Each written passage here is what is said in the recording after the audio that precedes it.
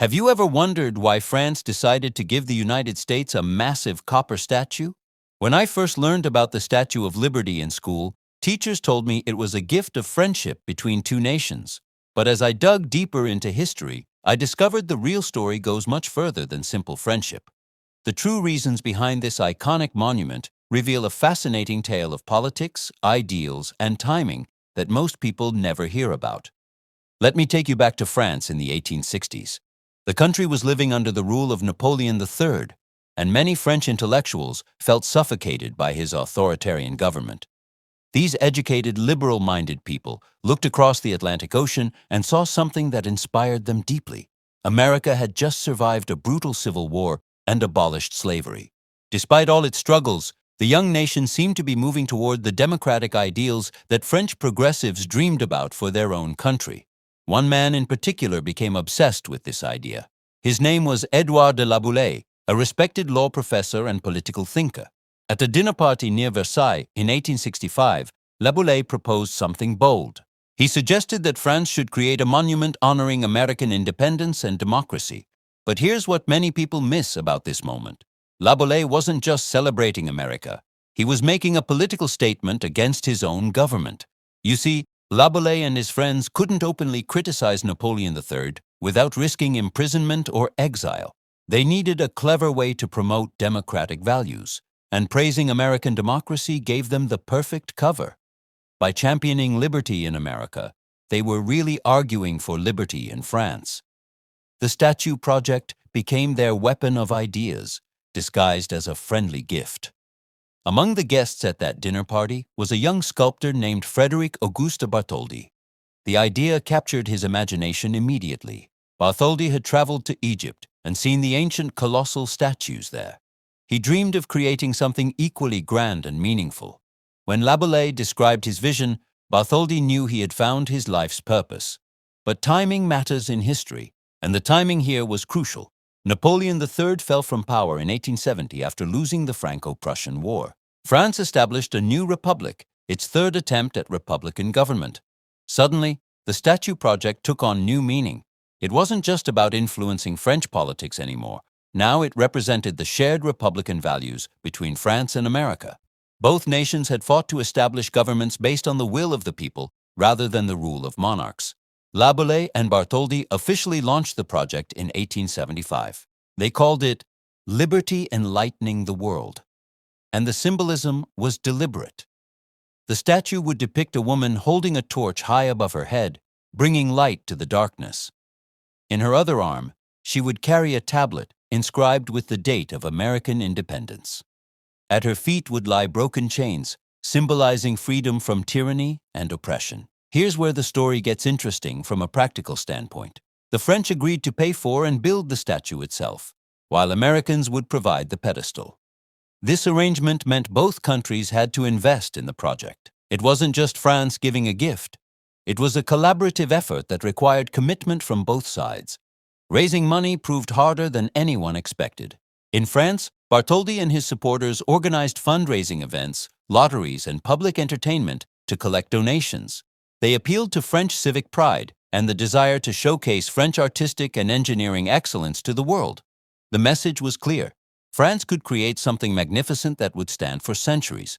Meanwhile, in America, the fundraising struggled even more. Many Americans questioned why they should pay for a pedestal to support a French statue. Some saw it as a gift for New York City rather than the whole nation. Newspaper publisher Joseph Pulitzer eventually saved the project by launching an aggressive fundraising campaign in his newspaper, The New York World. He printed the name of every donor, no matter how small their contribution, and shamed wealthy Americans who refused to give. His tactics worked, and ordinary Americans donated enough to complete the pedestal. The engineering behind the statue deserves attention too. Bartholdi partnered with Gustave Eiffel, who would later build the famous Eiffel Tower. Eiffel designed an innovative iron framework that would support the copper skin while allowing the statue to sway in strong winds. Without this flexible internal structure, the statue would have collapsed under its own weight or been destroyed by weather. Workers constructed the statue in Paris, and Parisians could watch its progress over several years. The massive figure rising in their city became a source of pride and curiosity. When completed, Workers disassembled the entire statue into 350 individual pieces, packed them into 214 crates, and shipped them across the Atlantic Ocean on a French Navy ship. The statue arrived in New York Harbor in June 1885, but the pedestal wasn't finished yet. Those crates sat on Bedloe's Island for months, while workers rushed to complete the base. Finally, on October 28, 1886, President Grover Cleveland dedicated the statue in a ceremony attended by thousands. Now let me address what the statue meant to different groups of people, because this is where the story becomes even more layered. For the French intellectuals who conceived it, the statue represented their republican ideals and their hope for liberty to spread throughout the world. For Americans at the time, it symbolized the friendship between two republics and the validation of American democracy on the world stage. But for millions of immigrants who would soon arrive in America, the statue took on a meaning nobody had originally intended. Starting in the 1890s, massive waves of immigrants from Europe passed by the statue as their ships entered New York Harbor.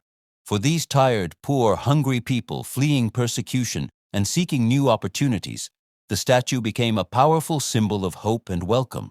This immigrant connection grew even stronger in 1903, when a plaque was added to the pedestal bearing Emma Lazarus's poem, The New Colossus. Lazarus had written the poem in 1883 to help raise money for the pedestal. Her words about the huddled masses yearning to breathe free transformed how people understood the statue.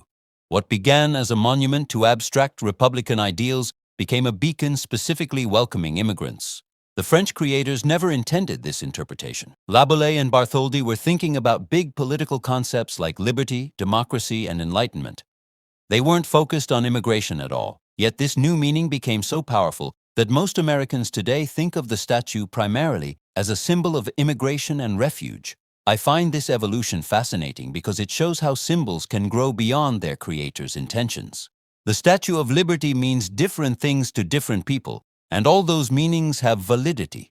It represents Franco-American friendship, Republican government, freedom from oppression, artistic achievement, engineering innovation, and the promise of America to newcomers. We should also acknowledge the contradictions and limitations present at the statue's creation. While it proclaimed liberty, America in 1886 was far from offering true liberty to all its inhabitants. African Americans faced violent suppression and Jim Crow laws. Native Americans were being forced onto reservations. Women couldn't vote. Chinese immigrants had been banned from entering the country. The reality of American liberty fell short of the statue's grand proclamation. Yet the statue endured and continued to inspire. During both World Wars, it reminded Americans and their allies what they were fighting to preserve. During the Cold War, it represented the free world standing against communist authoritarianism. For the civil rights movement, it provided a powerful symbol to hold America accountable to its stated ideals. Today, the Statue of Liberty remains one of the most recognized symbols in the world. More than 4 million people visit it each year. It appears in countless movies, photographs, and artworks. People around the globe instantly recognize its silhouette and understand it represents freedom and opportunity. So why was the Statue of Liberty really built? The answer is more complex and interesting than a simple friendship gift.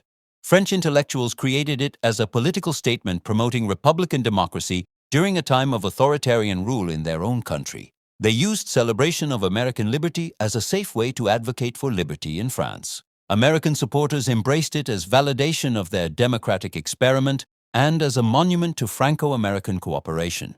Immigrants transformed it into a symbol of welcome and new beginnings. Each generation has found new meaning in its presence. The statue succeeded beyond anything its creators imagined, not because they controlled its meaning, but because they created something powerful enough to mean different things to different people across time. That flexibility, that ability to inspire multiple interpretations while maintaining its core message of liberty, is what makes the Statue of Liberty truly special. Understanding this rich, complicated history makes the statue even more meaningful than the simplified version we learn in school.